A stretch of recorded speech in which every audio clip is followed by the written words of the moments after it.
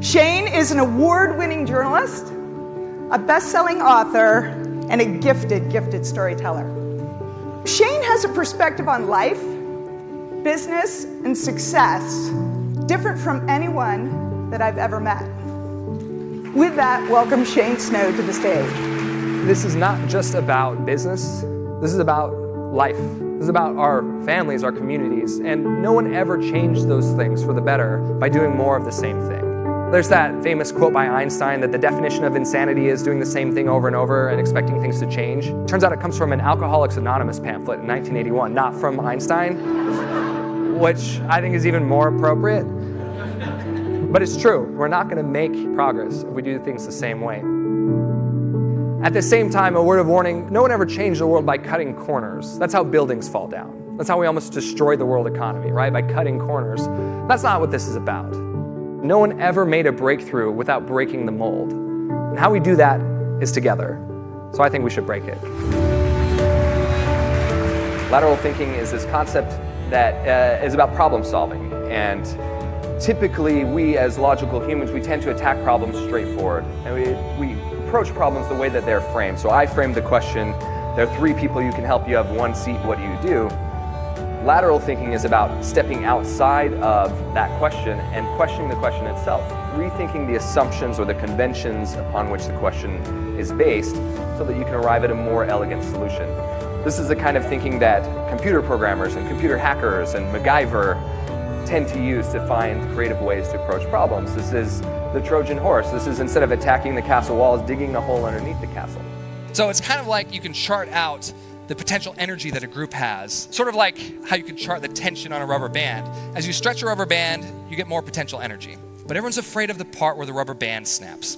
But if we can stay inside of this zone of ideal tension, that's where the magic happens. If you visualize every problem that we face in our work or in the world as a mountain range, and the mountain range represents all the potential solutions that we could find for this problem. Essentially, we in our work are hiking through this mountain range in the fog, and we're trying to find the best peak, the best solution to the problem, and we're working together to do it. And what happens when we have smart people together working on something, and smart leaders leading the way, is we often find a really great point in the mountain range. We find a great peak, and we decide that this is it. This is working. We've captured the market share. We're beating the competitors. We're seeing further than anyone else. This is it. And by the way, if we were to hike further in this mountain range, we're going downhill. But what happens is this peak eventually turns into a plateau. Other people are hiking this mountain range too. They're seeing things that we can't. And so we're in this sort of dilemma of how do we find a better peak? Is there a better peak out there? Are there better solutions to these problems? And how do we think of them if we're not trained to think that way? And this is where it helps to bring in another perspective.